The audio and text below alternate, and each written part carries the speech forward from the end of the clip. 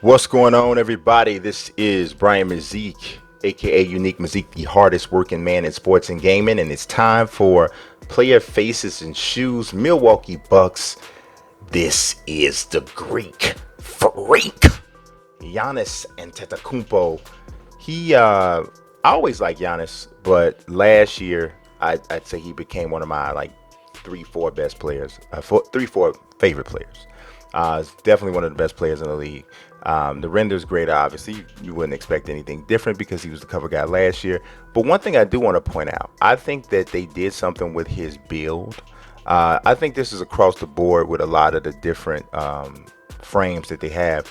The guys, they have broader shoulders. They have a more broader shoulder, kind of a muscular look for some of the guys whose body, you know, kind of mandates that. And we saw what Giannis turned into over the offseason. Looked like a big skinny Hulk. You know, he was just, it wasn't even skinny no more. The dude is, he chiseled up out of some granite right now. And I think 2K did a pretty good job of repping that there. 96 overall with 43 badges. He got badges for days. Then we got Eric Bledsoe.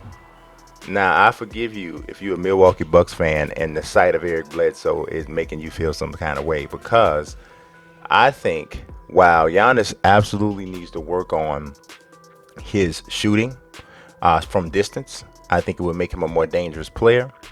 I think that Eric Bledsoe's absence in the Eastern Conference Finals is a big reason why they did not beat the Raptors. I thought that they needed him to be more of a impact player, and he wasn't that. And I'm not blaming it all on him, but I am saying some of it is on him. Chris Middleton went back to the Bucks in free agency. Middleton can flat score all over the place, man. He got like an old school scoring game with 3-point range. Like he just can score. It's almost like Bernard Kingish kind of a thing with the way he scores. Love his game for sure. The render is really good. Render so far is really good on all the Bucks. I mean, I guess Giannis must have let everybody into the locker room last year. They got everybody good. Because you'll notice the people who were with the Bucks last year, their scans are on point, fantastic. Some of the newer Bucks, maybe not as much, but that one there is really good. Chris Middleton, he knocked it out. Here is Brooke Lopez. Now it's a connection here with the Bucks but I always, and this is a really good render for Brooke Lopez. But have anybody else ever wondered what is this blackness on the back of his neck? Like, I don't know. You know how you go to the barber shop and they ask you, can you take a razor? Can your neck take the razor? Whenever Brooke Lopez goes to the barber shop, if he even goes, the answer to that question must always be no, because this boy, he don't never have a lining of any sort, front, back, side to side, nothing. So the back of his neck is just like a jungle. Ooh, kind of, it's bogus back there. I don't know what's going on. They need to get somebody together. Wes Matthews Jr. I don't is his isn't his mohawk got a little fade on it? Because this one don't have a fade on it. This is, they put a do-rag half on your head and shaved all the hair that was showing, because it should be faded. You know, the edges supposed to blend in type of thing. But the render, like I told you, the render's good. They do need to work on some hair a little bit, though, or hair representation sometimes, because his hair looked like one of them dusters, and that's not exactly the texture of hair he has. Ersan Ilyasova, my man, James Franco.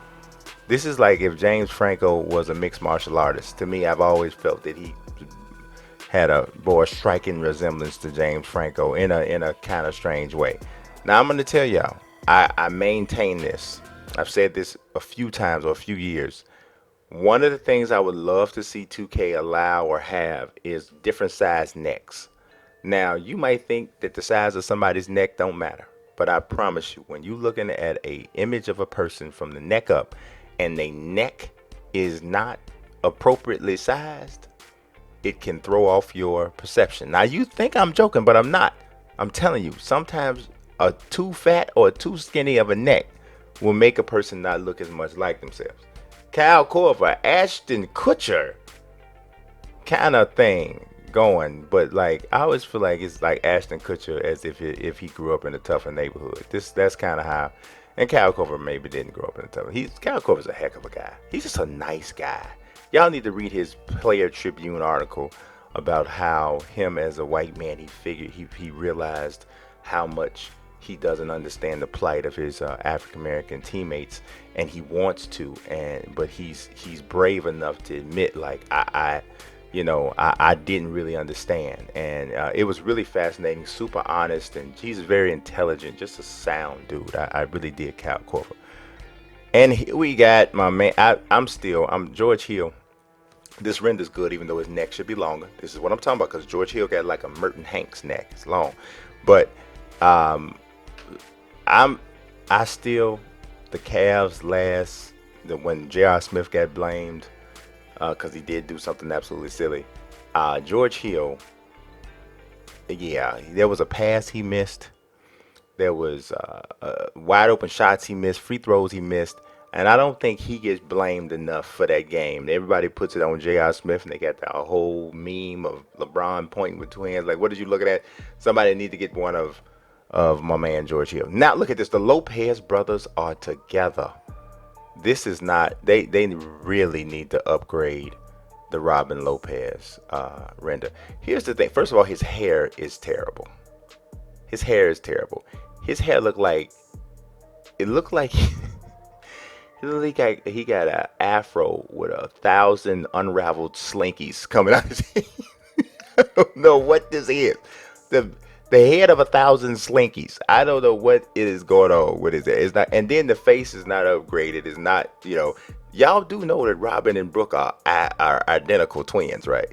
Yeah. So use Brooke's face and just put some more hair on it or something. I don't know, but it ain't good. Pat Connaughton.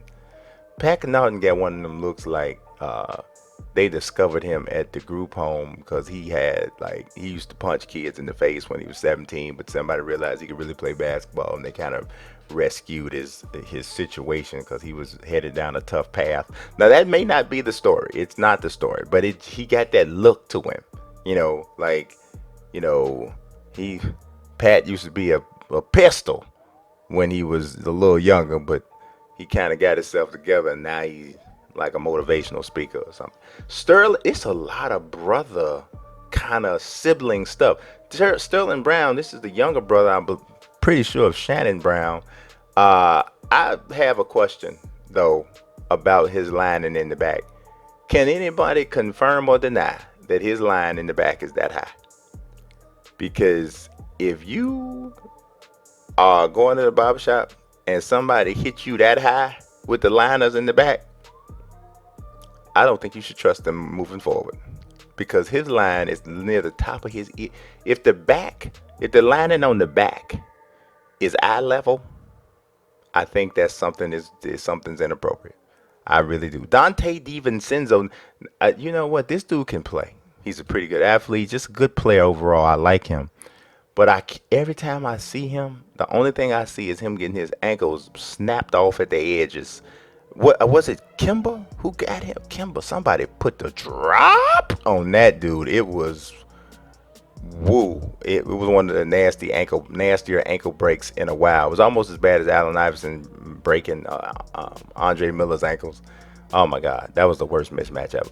DJ Wilson, he did get the scan, but it always trips me out when they have a different hairstyle from the portrait to the one that's actually in the game. The facial features and everything are pretty solid, but yeah, I don't know about the hairstyle, which when you have a distinct looking hairstyle like DJ Wilson, it's kind of like you want him to rep it right, but things happen. You don't never know what all went on that created this issue, but it's still really good, really, really good. Frank Mason III looked like he used to be in a rap group with Exhibit, but they fell out, and so now Exhibit was the one that went on to Pimp My Ride and At the Speed of Life. That album was fantastic.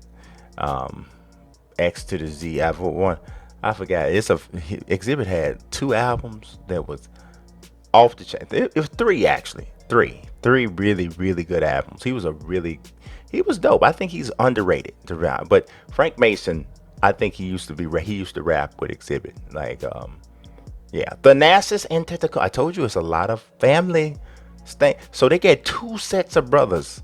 I'm sure his neck is out of proportion. I'm positive of it. It has to be. It looks like he has a whole carton of eggs under his neck, like chin to neck. He got egg check or something. It's just something. Yeah, I don't know what that is, but they got two sets of brothers on their team. Thanasis and Antetokounmpo with Yanis, and then Brooke and Robin Lopez. It's people all kinds of NBA family situations in the building with this team. And then Sterling Brown and Shannon Brown. Here's Cameron Reynolds. He's the last player on this list. Now, they obviously did not scan Cameron Reynolds. There's a picture of him there. He looks sleepy here. But on there, who is this? Like DJ from the old? I don't know who this is. But at least it's not as bad as like live would not have a dude scan. And they would like go get the first person from the street. He didn't even have to be in the same race. They just get somebody and say, use him. At least they didn't do that. Cameron Reynolds played for the Timberwolves last year. Pretty good three-point shooter, only played like 19 games. I appreciate you watching. God bless and peace.